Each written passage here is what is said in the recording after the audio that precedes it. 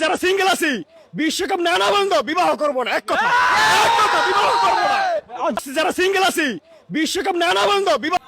তুই আজীবনই সিঙ্গেল থাক, তোর কোনোদিনও বিয়ে করা লাগবে না। আর তোর বিয়ের যে স্বপ্ন পূরণ হবে ইয়া কোনোদিনও হইতেও পারে নাও পারে। মনে কর আজ থেকে আরো 20 বছর পর বিরা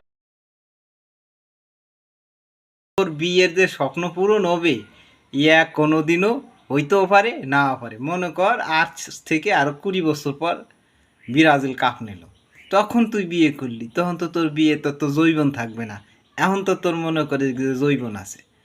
এক কথা তোর মতো মদ না ব্রাজিল ভক্ত কিন্তু আরও আছে।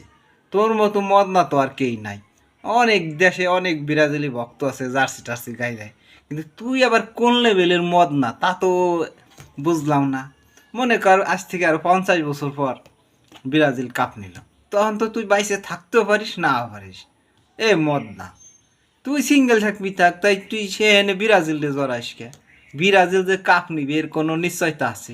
এ তো অনিশ্চিত, যে কেউ কাপ নিতে পারে।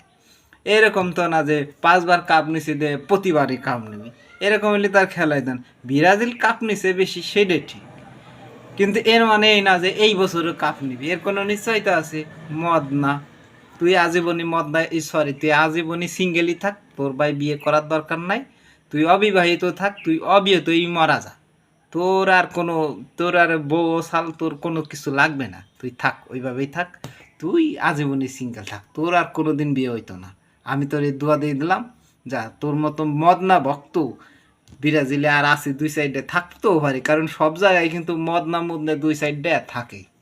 বুঝছিস? তুই আজীবন তোর এক কথার পারে ভাই, তুই তোর কথা রাখ, তুই এক কথার পারি থাক। তুই তো যেহেতু এক কথার মানুষ, তুই তো আবার কথার বর খেলাপ করিস না, মানে তোর এক কথা, তুই এক কথার পারি থাক।